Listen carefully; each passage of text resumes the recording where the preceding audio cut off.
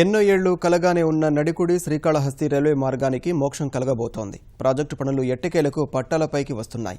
ప్రధాని కార్యాలయం పనులపై దృష్టి పెట్టడం వల్ల భూసేకరణ వేగంగా పూర్తి చేయాలని అధికారులు భావిస్తున్నారు. డిసెంబరు చివరి నాటికి రైల్వే శాఖకు భూమిని అప్పగించాలన్న లక్ష్యంతో పనిచేస్తున్నారు.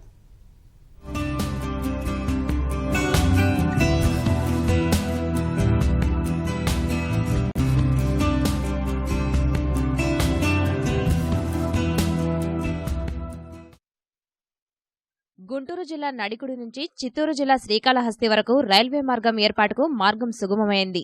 ఈ రైల్వే మార్గం నిర్మాణాన్ని ప్రధాని నరేంద్ర మోదీ కార్యాలయం పర్యవేక్షిస్తుండడం వల్ల భూసేకరణ పనులు యుద్ధ ప్రాతిపదికన చేపడుతున్నారు.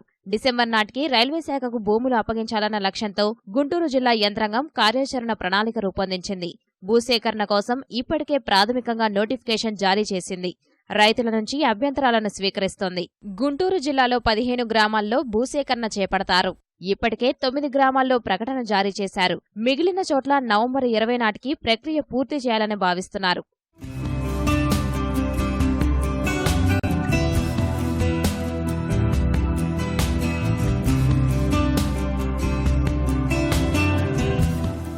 భూముల మార్కెట్ విలువ నిర్ధారణపై అధికారులు కసరత్తులు చేస్తున్నారు. ప్రభుత్వ ప్రధాన కార్యదర్శి ఐవైఆర్ కృష్ణారావు ఎప్పటికప్పుడు వీడియో కాన్ఫరెన్స్ ద్వారా సమీక్షిస్తున్నారు. తొలి దశలో నడికుడి నుంచి సావల్యాపురం వరకు భూసేకరణ ప్రక్రియ చేపడతారు. నడికుడి శ్రీకాళహస్తి సంబంధించి మనం 15 గ్రామాల్లో ఇప్పటికే భూసేకరణ నోటిఫికేషన్ ఇవ్వడం జరిగింది. డిఎన్ పూర్తి అయిపోయింది. డీడీ కూడా ఆల్మోస్ట్ 14 గ్రామాల్లో పూర్తయింది.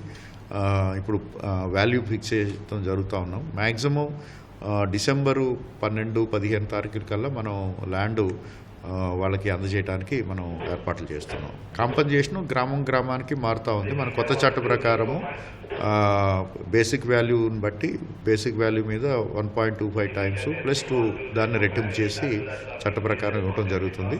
రైతులతోటి మనం డీటెయిల్గా మాట్లాడటం జరిగింది. ప్రభుత్వ ప్రైవేటు భూమి కలిపి గుంటూరు జిల్లాలో 732.42 ఎకరాలు సేకరించాలని గుర్తించారు.